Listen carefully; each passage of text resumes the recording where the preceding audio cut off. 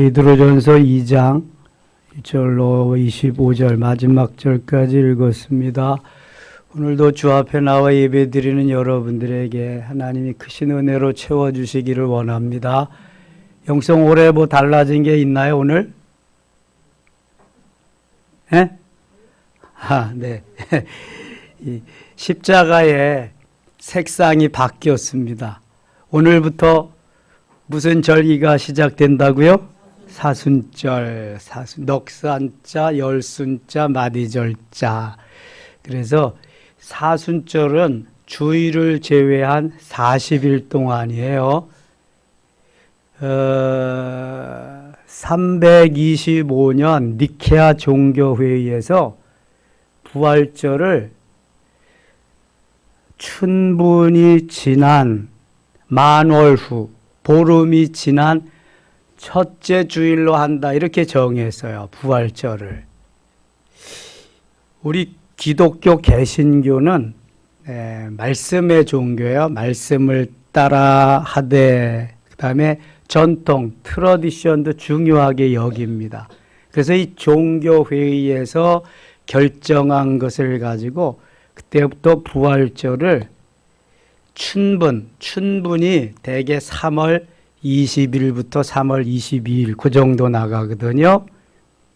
춘분이 지난 다음 만월, 보름 후에 첫째 주일로 하는 거예요. 그래서 항상 이 부활절은 춘분이 지나서 한 달 이내에 오도록 되어 있습니다. 춘분 후 만월, 보름이 지난 다음 주일이니까. 그래서 3월 20일부터 4월 20일 사이에 오게 되어 있어요. 대개 3월 마지막부터 4월 한 둘째, 셋째 주가 많이 나죠. 작년엔 4월 첫째 주였습니다. 금년에 춘분이 3월 20일이고요. 대개 3월 21일이나 22일인데 금년에는 3월 20일이야. 주일이 만월, 보름이 3월 24일입니다. 춘분이 3월 20일, 춘분 후 보름이 지난, 만월이 24일. 그 다음 주일이니까 3월 31일, 마지막 주일이 그래서 부활절이 되는 거예요. 왜 해마다 부활절이 날짜가 바뀔까? 이렇게 캐시언 마크만 달지 말고 이 원리를 알면은 금방 이해가 되는 거예요. 그때의 예전 색깔, 예전 컬러는 보라색입니다. 보라색이 너무 진하죠. 제 스톨은 보라색이 너무 검은 거에 가까운데 이거는 빨간색에 가까운 보라색. 근데 이게 더 예쁜 것 같으네. 보라색이. 보라색의 예전 색깔로 이렇게 해서 7주를 간다. 7주. 경건하게 주님 닮아가는 계절로 금식하면서 또 기도하면서 이렇게 보내는 절기가 사순절 절기입니다. 이 베드로 전후서에서는 소망을 강조하고 있습니다. 그래서 환난도 역경도 고난도 소망 가운데 이겨라, 이길 수 있다. 주님도 고난 가운데 다 이기시고 소망 가운데 그 길을 가셨다. 그러면서 우리에게 구원을 주신 분이 주님이신데 그 주님이 단번에 히브리서에서 말하는 것 같이 제물 되어 주셔서 우리를 위해 속량, 속죄해 주셨기 때문에 그 은혜로 우리가 구원을 받았다. 그러니까 너희들도 그 은혜를 잊지 말고 견디면서 잘 살아라. 그래서 오늘 2장에서는 그럼 어떻게 살아야 잘 사는 것이냐? 그런 걸 말씀하고 있습니다. 2장 1절 갑니다. 그러므로 1장에서 말씀하신 여러 가지 일 가운데 예수님이 우리를 위해서 대속해 주시고 십자가의 길을 가시 그 은혜로 금이나 은같이 없어질 보배로 속죄함 받은 거 아니요 거룩한 하나님 예수 그리스도의 피로 속죄함 받은 우리들 이제 어떻게 살아야 되냐. 그러므로 모든 악독과 모든 기만과 외식과 시기와 모든 비방하는 말을 버리고 하나님이 기뻐하지 않는 것을 다 버리라는 거예요. 우리에게는 무슨 속성이 있어요? 무슨 속성? 예, 죄의 속성이 있는데 아담의 속성이에요. 그게 다 야고보서 3장 15절에 그것을 육신적이요 정욕적이요 마귀적이라고 이렇게 말씀하고 있습니다. 육신적, 마귀적이고 세상적이다. 예? 하나님께서 우리에게 주신 것이 너무 좋은 것들이 많이 있는데도 불구하고 우리가 잘 그것을 덧입지 않고는 아담의 속성, 마귀의 기질이 우리 속에서 나타나게 되는 거예요. 나도 모르게. 뭐 베드로가 자기가 뭐 그렇게 하고 싶어서 배반을 하나요? 뭐 마귀가 들어가서 그렇지. 가룟 유다가 자기가 그렇게 하고 싶어서 그런가요? 마귀가 들어가서 그렇지. 요한복음 13장 2절에 벌써 마귀가 가롯의 아들 유다의 마음에 들어가서 예수를 팔 생각을 집어넣었다 그러잖아요. 이 마귀가 들어가 가지고 마귀 노릇을 하게 하는 거예요. 그걸 다 버리라는 거지. 이걸 버릴 수 있는 힘은 성령의 능력을 받아야 돼. 충만한 은혜를 받아야 이길 수 있는 거예요. 까불고 있어. 너 죽을래? 예수 이름으로 물러가라. 사탄아 물러가라 하면서 물리치고 가야 돼. 그렇지 않으면 이런 속에서 사는 거예요. 출애굽하는 이스라엘 백성들이 원망, 불평, 불순종을 입에 달고 40년 동안 살았던 것 같이 그렇게 예수 믿고도 감사와 감격보다는 원망, 불평하면서 이렇게 살아간다면 이걸 말하는 거예요. 이렇게 살면 안 된다. 대신 2절 갓난아기들 같이 순전하고 어린아이들은 순수하잖아요. 순전하잖아요. 어린아이들은 뭐 정말 천사와 같잖아요. 어린아이들 같이 순전하고 신령한 젖을 삼아. 신령한 젖은 하나님의 말씀이에요. 하나님이 주시는 말. 어린아이들이 엄마의 젖을 사모하면서 그 품을 그리워하면서 늘 그렇게 하는 것 같이 우리 그리스도인들도 주님의 말씀을 그리워하며 주님의 품을 그리워하면서 그렇게 사모하는 삶을 살라는 거예요.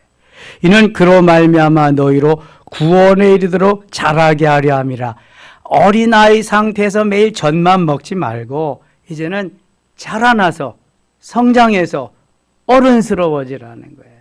그래서 변화훈련, 성장, 성숙하는 것은 언제든지 주님이 기뻐하는 거예요. 에베소서 4장 13절과 같이 우리가 다 하나님의 아들을 믿는 것과 아는 일에 하나가 되어 온전한 사람을 이루어 그리스도의 장성한 분량이 충만한 데까지 이르리니 그것도 언제나 우리가 사모해야 될 거고요. 그 결과 갈라디아서 5장 22절 23절과 같이 성령의 열매를 맺게 되는 거예요. 결과예요. 그게. 성령의 9가지 열매 한번 해볼까요? 사랑부터 시작. 사랑, 희락, 화평, 오래 참음, 자비, 양선, 충성, 온유, 절제 플러스해서 전도의 열매까지 맺으면 주님이 너무너무 기뻐하는 거지요. 3절 너희가 주의 인자하심을 맛보았으면 그리하라. 주님의 사랑과 은혜를 경험하고 하나님의 말씀대로 따라 사는 그러한 삶이 되었으면 그렇게 살아라. 그렇게 1절 같이 살지 말고 2절과 같이 그렇게 살아라. 4절 사람에게는 버림바가 되었으나 하나님께는 택하심을 입은 보배로운 산돌이신 예수께 나아가. 사람에게는 버림바가 되었으나 어떤 사람에게 버림바 되었을까? 어떤 사람에게? 유대인들에게. 예수님이 메시아로 유대 땅 어디에 오셨어요? 베들레헴에 오셨어요. 그런데 영접하지 않았어요. 영접하지 않고 오히려 예수님을 십자가에다가 달아 못 박혀 죽게 만들었어요. 유대인들을 그렇게 만들었단 말이에요. 그래서 사람들에게 버림하는 하나님께는 택하심을 입은 보배로운 산돌이신 예수님이 보배로운 산돌이다. 성경에 돌이 나온다, 반석이 나온다. 그러면 누구를 의미한다 그랬어요? 예수님, 예수 그리스도. 산돌, 흰돌, 모퉁이돌, 머릿돌, 반석. 이게 다 예수님을 가리키는 거예요. 의미하는 거예요. 산돌이신 예수께 나와. 5절 같이 읽어요. 5절. 너희도 산돌같이 신령한 집으로 세워지고 예수 그리스도로 말미암아 하나님이 기쁘게 받으실 신령한 제사를 드릴 거룩한 제사장이 될지니라. 아멘. 이게 구약에 제사 드리는 제사장도 등장하고요. 여기에 또 하나님 기뻐하시는 집이 있는데 양옥집도 아니고 그냥 거대한 엄청난 큰 저택도 아니고 초가집도 그렇다고 아닙니다. 무슨 집이에요? 신령한 집, 신령한 집. 삼위일체 하나님이 거하실 집이 신령한 집이에요. 이것을 사도 바울은 뭐라고 표현하고 있어요? 심령성전으로. 고린도전서 3장 16절에 너희가 하나님의, 시작, 너희가 하나님의 성전인 것과 성령이 너희 가운데 거하시는 알지 못하느냐. 성령이 너희 가운데 거하신 거 알지 못하느냐. 심령성전이. 신령한 집이나 심령성전이나 표현이 달라서 그렇지 같은 의미의 말씀입니다. 베드로는 이렇게 성경을 기록할 만한 위인이 아닙니다. 우리가 아는 대로 베드로는 전직이 뭐예요? 제자 되기 전에 어부였습니다. 어부. 그저 나가서 고기 잡고 하루를 살고 고기 잡고 또 하루를 사는 베드로였는데 이제 사람을 낚는 어부가 되리라. 주님 말씀에 의해서 사람을 낚는 어부가 돼. 진적 성령으로 그 주님을 만나기 전에 오순절 전까지는 그의 성질과 그의 또한 그 우쭐대는 이러한 마음들이 앞장서서 일을 하다가 그만 앞장서서 예수님도 부인하고 말아요. 오순절 사건 때 베드로가 변화되어서 성령께 붙잡힌 바 되어서 쓰임받게 되는데요. 정말 그 성격대로 하나님이 쓰시는 거예요. 그래서 나가서 복음을 전하는데 앞장서서 전하죠. 120명이 3,000명이 되고 3,000명이 5,000명이 되고 5,000명이 큰 무리가 되는데 베드로를 사용하십니다. 유대인들의 복음화를 위해서 베드로를 사용하십니다. 그래서 사도행전 1장부터 12장까지 주역이 되게 하십니다.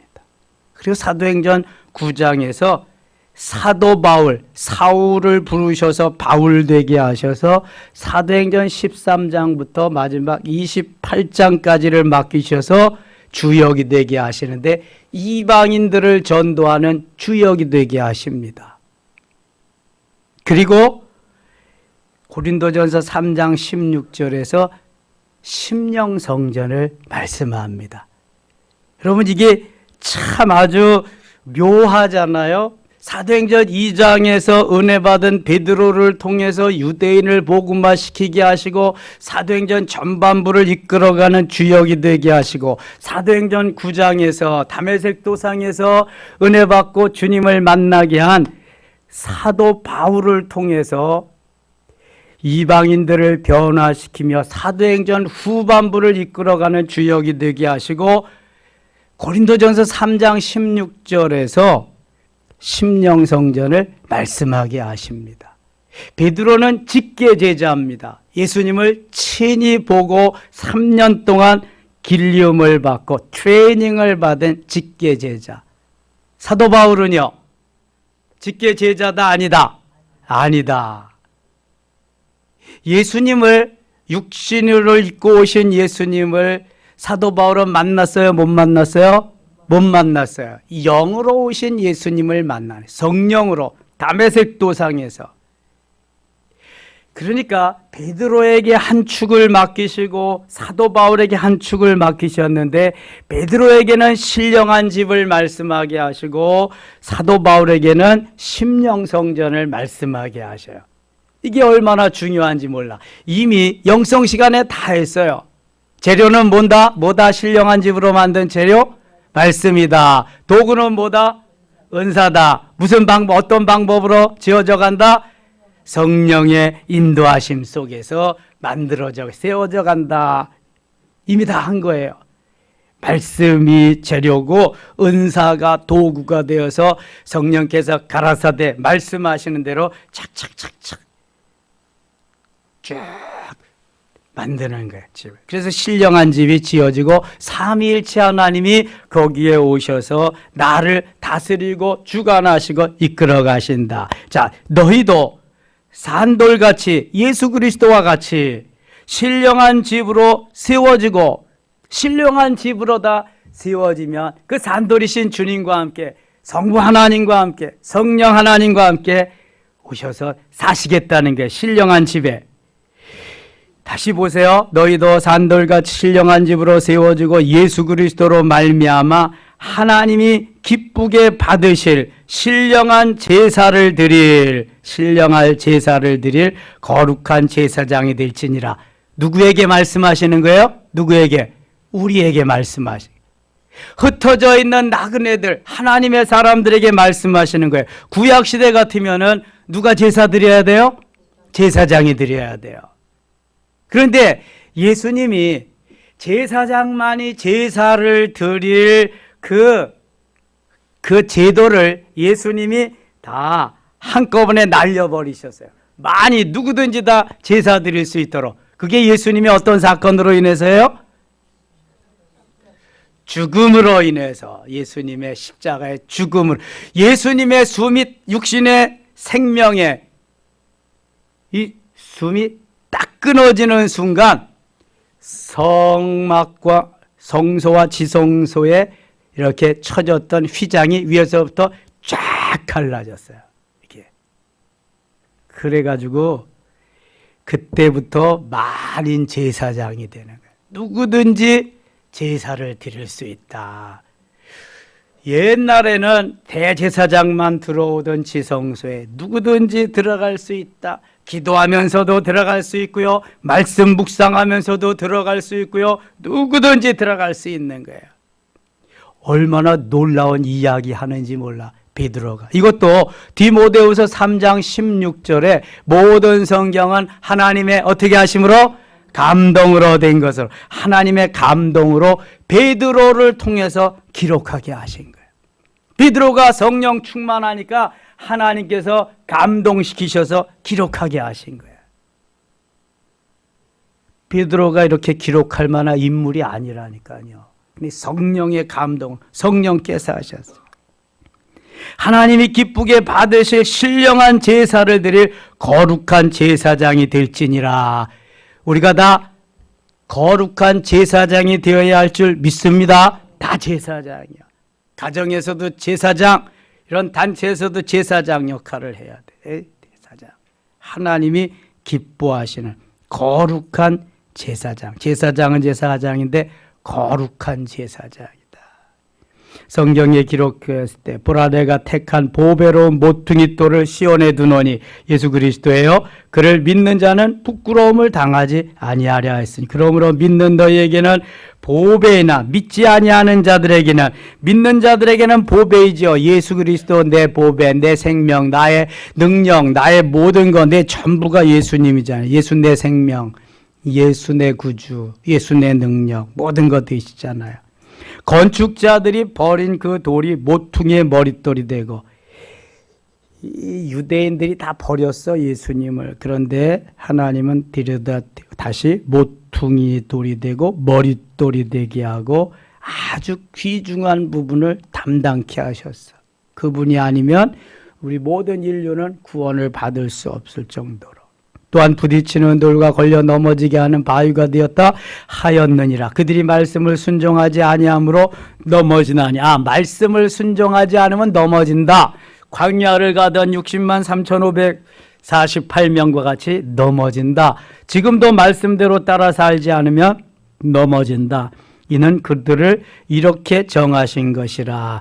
9절 같이 읽어요. 9절 어떻게 정하셨나 보세요. 그러나 너희는 택하신 족속이요 왕같은 제사장들이요 거룩한 나라요 그의 소유가 된 백성이니 이는 너희를 어두운 데서 불러내어 그의 기이한 빛에 들어가게 하시니 아름다운 덕을 선전하게 하려 하심이라.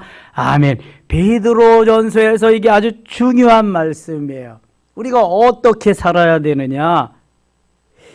택하신 족속이야. 하나님이 너는 내 거 불렀어. 하나님의 것, 하나님의 자녀, 그리스도의 신부로서 우리를 불렀기 때문에 그렇게 살아야 된다는 거예요. 왕 같은 제사, 왕으로 우리가 하나님의 자녀의 신분도 있고 왕의 신분도 있고 성전의 신분도 있고 제사장의 신분도 있고 신부의 신분도 있는데 제사장인데 왕 같은 제사장들이다. 그러니까 이러한 자부심이 있어야 돼. 우리 모두가 다 하나님과 함께 예수 그리스도와 함께 저 하늘나라에 가서 왕으로서 다스리게 됩니다. 근데 지금도 우리에게 주신 직분 중에 신분 중에 하나가 왕의 신분이 있어요. 왕의 신분이란 뭐냐? 세상을 이기고 죄악을 이기고 사탄 마귀를 이기고 환경을 이기고 나 자신을 이기는, 왕은 다 이기는 거거든. 왕한테 누가 덤벼? 왕이 이길 수 없는 게 없어요. 그래서 이 왕의 신분은 이기는 신분이야. 오늘도 세상 속에서 죄악을 이겨야 돼. 세상을 이겨야 돼. 환경을 이겨야 돼. 사탄 마귀를 이기고 나 자신도 이기는 게 이 왕의 신분이에요. 왕의 신분. 잊지 마시기 바랍니다. 그래서 이 왕의 신분을 가지고 왕 같은 제사장들, 제사를 드리면서 거룩한 하나님의 나라의 소유자답게 살라는 거예요. 그의 소유가 된 백성이니 이사야 43장 1절에 내가 너를 지명하여 불렀나니 너는 내 것이라. 물속에 들어갈지라도 물이 너를 침몰치 못하고 불속에 들어갈지라도 불꽃이 너를 사르지 못할 것이라 하면서 주님이 엄청나게 우리에게 은혜를 베푸십니다. 사랑해 주시고요. 그의 소유가 된 백성이니 이는 너희를 어두운 데서 불러. 지금부터 또 더 중요해요. 너희를 어두운 데서 불러내요. 어두운 데 어딜까? 지옥이죠. 스월, 지옥이야. 예수 안 믿었으면 다 어디 가요? 안 믿으면 지옥 가는 거예요. 그런데 어두운 데서 불러냈다. 예수 믿게 하시고 하나님의 자녀 되게 하시고 그리스도의 신부 되게 하시고 왕 같은 제사장 되게 하시고 할렐루야. 그래서 어두운 지옥 같은 멸망의 구덩이에서 불러 마귀의 자녀 하나님 자녀 되게 하시고 지옥 갈 백성 천국 가게 하시면서 하나님이 이렇게 엄청나게 신분의 변화를 주셨어요. 이게 엄청난 신분의 변화입니다. 예? 이 신분의 변화를 가진 어두운 데서 불러내어서 마귀의 자녀가 하나님 자녀가 지옥 갈 백성 천국 가는 백성이 되게 하신 것은 그의 기이한 빛에 들어가게 하신 것은 지옥에서 천국으로 옮겨가게 하신 것은 이유가 있어요.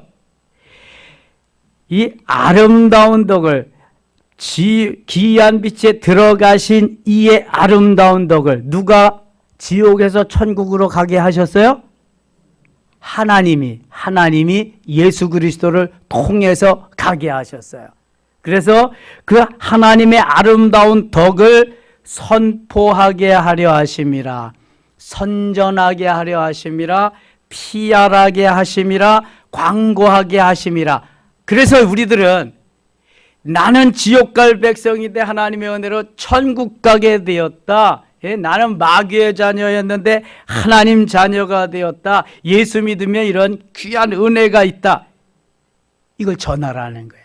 그렇게 선전물로 광고판으로 PR판으로 만들었다는 거예요. PR판, 광고판, 또 선전물 이런 걸 뭐라 그래요? 사람으로 말하면 뭐라 그럴까? 모델. 제가 이거 가지고 설교도 했잖아요. 모델이야. 그래서 모델. 우리는 어느 나라의 모델일까? 하늘나라의 모델이야. 어느 교회의 모델일까? 섬김의 교회의 모델이야. 이런 걸 알고 자부심을 가지고 신앙생활을 하셔야 돼. 그러니까 막 살면 안 되고 함부로 살아도 안 되고 일절과 같이 화내고 성질내고 시기하고 다투고 그냥 이렇게 살아서는 안 된다는 거예요. 모델이니까 모델 잘리려고 모델료가 얼마나 그냥 비싼데 안 되잖아요. 그러니까 이러한 하나님의 아름다운 덕을 선전하는 모델로, 물건으로 말하면 샘플로, 또 멋있는 사람들 본을 보이기 위해서 이렇게 먼저 세워줬다는 거예요. 이런 자부심을 가지고 신앙생활을 해야 된다는 거예요. 아멘이죠? 아멘. 이렇게 살아야 된다. 다시 한번 같이 읽어요. 9절. 그러나 너희는 택하신 족속이요 왕 같은 제사장들이요 거룩한 나라여 그의 소유가 된 백성이니 이는 너희를 어두운 데서 불러내어 그의 기이한 빛에 들어가게 하시니 아름다운 덕을 선포하게 하려 하심이라. 아멘. 길기는 길지만요 자꾸 읽어보시면은요 아주 은혜가 됩니다. 암송하면 더 좋고요. 아, 나는 하늘나라의 모델이다. 나는 섬김의 교회 모델이다. 나는 샘플이다. 나는 본이 되어야 된다.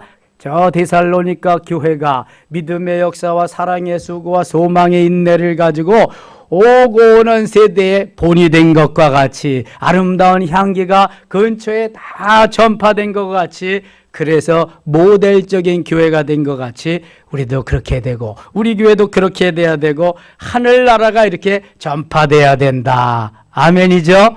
그렇게 살아야 된다는 거예요. 베드로가 큰 소리만 치고 자기 그냥 성질 나는 대로 할 때는 하나님이 영광을 받으실 수가 없었거든요. 그런데 은혜 받고 나는 죽고 주님이 사시는 그런 삶을 살았더니 멋있는 모델이 됐잖아요. 정말 멋있네. 10절 너희가 전에는 백성이 아니더니 이제는 하나님의 백성. 예수 믿기 전에는 백성이 하나님의 백성이 아니지. 이제 예수 믿으니까 하나님의 백성이고, 전에는 긍휼을 얻지 못하였다 이제는 긍휼을 얻은 자니라. 하나님이 불쌍히 여기시고 은혜를 베풀어 주시고 예비하신 것을 우리에게 다 허락해 주시는 엄청난 은혜의 사람들이 됐단 말입니다. 11절 같이 읽을게요. 사랑하는 자들아 거류민과 나그네가 너희를 권하노니 영혼을 거슬러 싸우는 육체의 정력을 제어하라. 아멘. 사랑하는 자들아 거류민과 나그네. 거류민은 거처를 정하고 이제 있는 사람들, 일정한 기간 머무르는 사람들이고요. 나그네는 일정한 거처가 없이 그저 유랑하는 사람들이 나그네야. 1장 1절에도 나그네와 같은 이들에게 편지를 보낸다 말씀하고 있어요. 우리는 나그네와 같은 삶을 사는 거예요. 이제 저 천국을 향해서 나그네는 나그네지만 순례의 길을 가는 거예요. 야곱이 바로 왕 앞에 섰을 때 내 나이가 몇이뇨? 내 인생길이 우리 조상들과 같이 험악한 길을 보내었나이다. 내 나이가 얼마 되지 못해. 그때 내 나이가 130세이대. 내가 우리 조상과 같이 되지 못하고 험악한 길을 가게 되었습니다 하면서 자기의 걸어온 나그네 길이 너무 순탄치 않은 험난한 길임을 고백하는 모습을 보게 됩니다. 우리들이 이 세상을 살아가는 동안 나그네 길인데 순례의 길이에요. 천국을 향해서 가는 길이에요. 그래서 잘 거룩하고 복되게 하나님이 기뻐하시는 그러한 삶을 살라는 것이지요. 12절 너희가 이방인 중에서 행실을 선하게 가져 너희를 악행한다고 비방하는 자들 하여금 너희 선한 일을 보고 오시는 날에 하나님께 영광을 돌리게 하려 함이라. 인간의 모든 제도를 주를 위하여 순종하되 혹은 위에 있는 왕이나 혹은 그가 악행하는 자를 징벌하고 선행하는 자를 보상하기 위하여 보낸 총독에게 하라. 그 선행으로 어리석은 사람들의 무식한 말을 막으시는 것이라. 너희는 자유가 있으나 그 자유로 악을 가리는 데 쓰지 말고 오직 하나님의 종과 같이 하라. 자유가 있지만 종과 같이 겸손하게 그렇게 살아. 무사람을 공경하며 형제를 사랑하며 하나님을 두려워하며 왕을 존대하라. 사환들아 일하는 사람들이여 범사에 두려워함으로 주인들에게 순종하되 선하고 관용하는 자들에게만 아니라 또한 까다로운 자들에게도 그리하라. 내가 주인으로부터 녹을 먹고 살잖아요. 그러니까 범사에 두렵고 떨리는 마음으로 순종하면서 일을 해야 된다는 거예요. 그래야 주인과 나와의 관계가 아름답게 잘 이루어진다는 거예요. 제가 지난주에 부영그룹의 부영그룹의 이중근 회장 얘기를 좀 했는데요. 나는 1억을 주면 1억 다 받는 줄 알았어. 그랬더니 세금이 35%에서 40%가 나간다는 거야. 그러면은 아니 그 기업에서 엄청난 그 금액을 투자해가지고 했는데 정부는 자기들이 할 걸 기업에서 했는데 뭐 절반 가까이를 다 빼먹는다. 아유 이게 도대체가 정부에서 하지도 못하는 일을 기업에서 하는데 이게 지금 말이 안 되잖아. 받는 사람도 찜찜한 거야 이게. 세금으로 다 뛰어가니까. 근데요 대통령이 지시를 했더라고. 이렇게 좋은 일을 하는 기업 이거 고무적이다 이거. 깜짝 놀랐지 대통령도. 그러니까 대책을 강구해라 이거. 세금 안 내는 법안을 만들어라 지시를 했어요. 그 지시가 떨어질 거야. 근데 그런 게 있대네요. 또 그런 걸 만들어 놓으면 이 기업들이 세금 안 내려고 얼마나 발버둥 치고 애써요. 그걸 그렇게 또 이용해 먹는다는 거야. 그래서 이게 그런 문제도 있지만 아무튼 선한 사업이고 우리나라의 유일한 대책이 있다면 그건데 지금 그걸 잘 할 수 있도록 길을 열어줘야지. 곧 될 겁니다. 대통령이 지시하면 뭐 안 되는 게 없잖아. 다 되는 거지 그냥. 그래서 한 푼도 세금을 안 낼 수는 없답니다. 그래도 적어도 한 1,000만 원 이내로 세금을 내고 그렇게 쓸 수 있도록 제도를 이제 만든다니까. 제2, 제3의 부영 그룹이 나타나면 좋겠어요. 그리고 기업에서 그만큼 했으면 그만큼 세제 혜택도 주는 거야. 도네이션 기부했으면은 그만큼 그 세금에서 공제해 주는 거야. 그럼 얼마든지 하잖아요. 여기 세금 내는 거 해주지 뭐. 그렇게 미국 같은 데는 이 도네이션 제도가 잘 돼 있으니까 그런 게 잘 됐잖아요. 우리나라는 기부하고 그래도 자꾸 세금을 그걸 때리니까 못하는 거지. 제도가 자꾸 이제 바뀌어야 되면 좋은 거예요. 주인과 직원, 노사와의 관계가 이렇게 신뢰성이 있으면은요 너무너무 좋죠. 그러면은 이게 뭐 내일과 같이 할 거 아니겠어요? 내일과 같이. 그리고 주인도 상사들도 오너도 자기 자식들과 같이 일일이 다. 그러니까 뭐 학자금도 다 대주고 그다음에 자녀 수당 다 줘서 다 키워주고 그다음에 또 의료비 지원 다 해주고 그렇게 하죠. 평생 직장이지 뭐 너무너무 좋지 이렇게 하면은.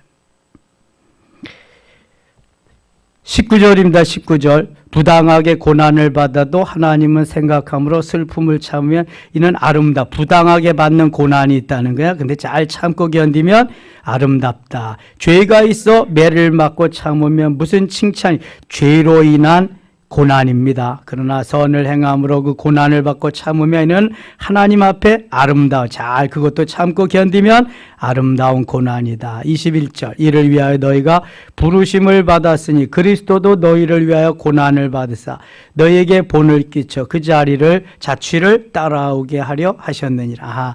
예수님이 십자가를 지시고 고난의 길을 가신 것은 우리도 이렇게 어려움을 당할 때 그 길을 따라가면서 주님과 같이 잘 견디고 승리하기 위함이다. 그렇게 먼저 가셨다는 거예요. 22절 같이 읽어요. 그런 죄를 범하지 아니하시고 그 입에 거짓도 없으시며. 자, 예수님은 다 하실 수 있어요. 하나님은 다 하실 수 있는데 하지 못하시는 것 딱 두 가지. 뭐예요? 죄를 범하지 아니하시고 거짓말을 못하시는 거예요. 범죄치 않으시고 거짓말을 못하시는, 이것만 못하시는 거예요. 나머지는 다 하시는데. 예?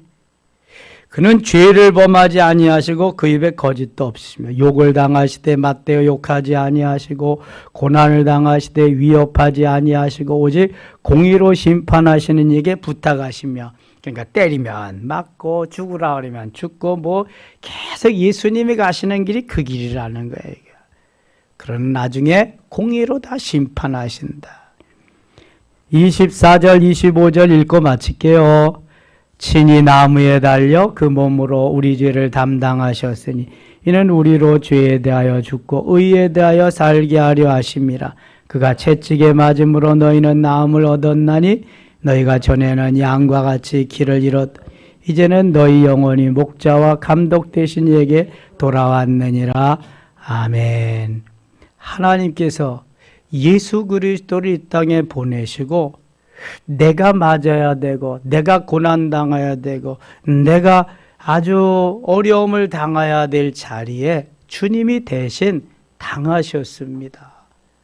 우리도 그 주님을 믿기만 하면 구원을 받는데 구원받는 것에 대해서 만족하지 말고 주님이 가신 길 따라가야 된다는 거예요. 베드로는 그래서 그 길을 따라갔잖아요.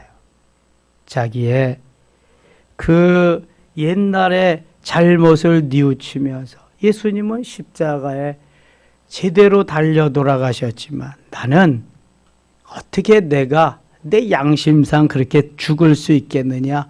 거꾸로 십자가에서 달려 죽었다고 하는 것의 정설입니다.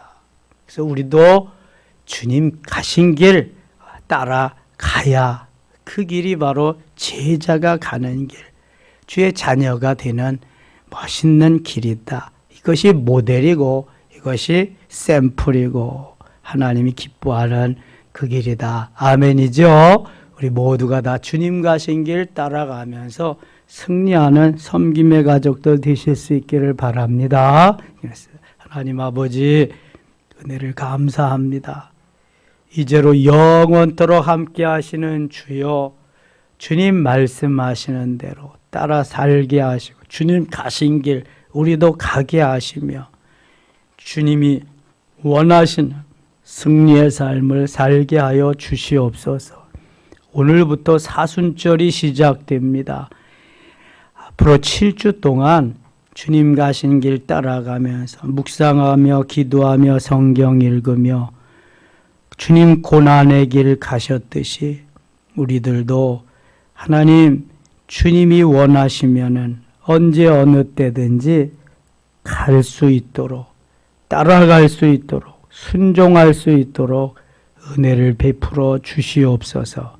예수님의 이름으로 기도드리옵나이다.